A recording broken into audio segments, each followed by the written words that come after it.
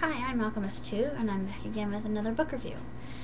This is book number 4 of the Redemption series called Rejoice. And like Karen's other books, they're very emotional, and this one was particularly emotional because Brooke's daughter, Haley, undergoes a tragic accident, and she blames her husband Peter because of that, and Peter turns to pills and almost kills himself, and it's really fraught with emotion and drama, more so than you would think, especially for a Christian book. And to be honest with you, I really enjoyed it, and it did have a happy ending and everything. And one of the residents of Ashley's nursing home dies. I'm not going to say which one does, but it just really kind of hit me because, of course, a lot of my friends are older, and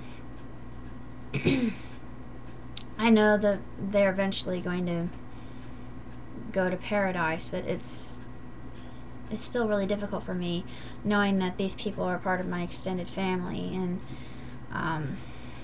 it's always difficult losing a loved one. But I really thought that Rejoice was reassuring in the fact of knowing that I'm going to see my family members again and other people that I want to ask some questions and get to know, and people that I've admired since I was little. I've got a long list of people I want to see in paradise, trust me. You also have Ashley doing research on her diagnosis, which you learned in the last book, which was AIDS. And at first she's frantic about it, wondering whether this is good news or bad, and it actually is not bad news considering the statistics and what could be done if it's caught early. And they have medications that help T helper cells and all that. And personally, I think that's really reassuring and comforting. I just thought that this was a really terrific book, and you can read it in a day, and it's like her other books is 344 pages.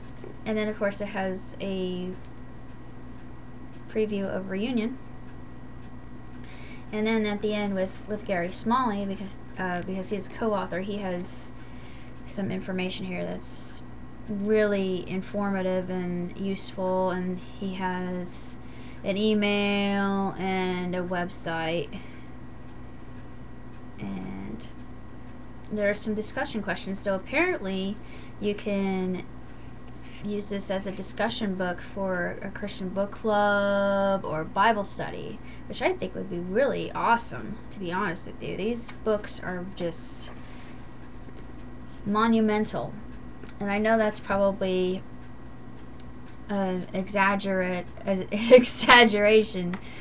but I really like Karen, and one of my dear friends who was at community table, she thinks the world of me, and I think of her as a mother and a sister, and she's just a wonderful one, just terrific woman. And she caught a glimpse of my book, and I said I was going to donate it to a church library after I was done with it, and I told her I recommended these books to her. She had heard of Karen, but she's never read them, and if she starts reading Karen, she's going to be addicted to them. I don't know how Karen does it, but every single solitary book that she's written, she just hits another home run, and it just never ceases to amaze me. And if you go to Karen Kingsbury, you find out that she's doing more books, and the newest series is actually based on a young lady named Bailey, who is from Bloomington, and I'm actually interested in maybe getting a hold of those. And there was a book in Walmart that was written by Karen.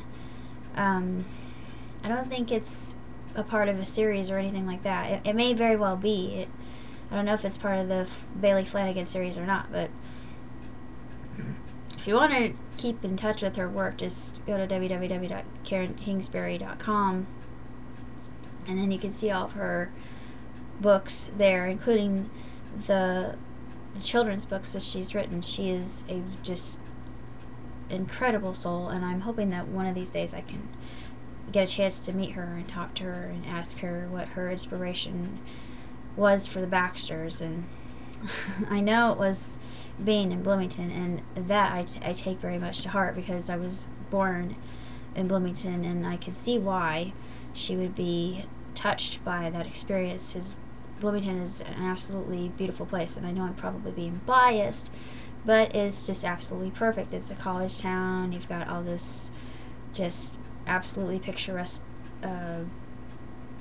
surroundings and nature, and it's just it's lively and it's interesting, and I love it. I go to Bloomington twice a week, and it fills my heart, and I don't know where I would be without it in my life. So I'm happy to say that I'm a proud Hoosier, and humble but proud. But that actually doesn't make any sense at all. That's an oxymoron. Excuse me.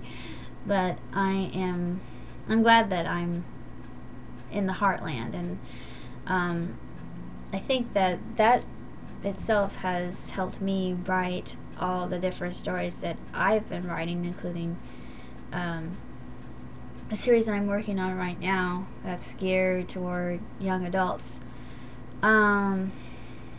But all in all, I really highly recommend Karen Kingsbury's books, and if you haven't read them, go do it now.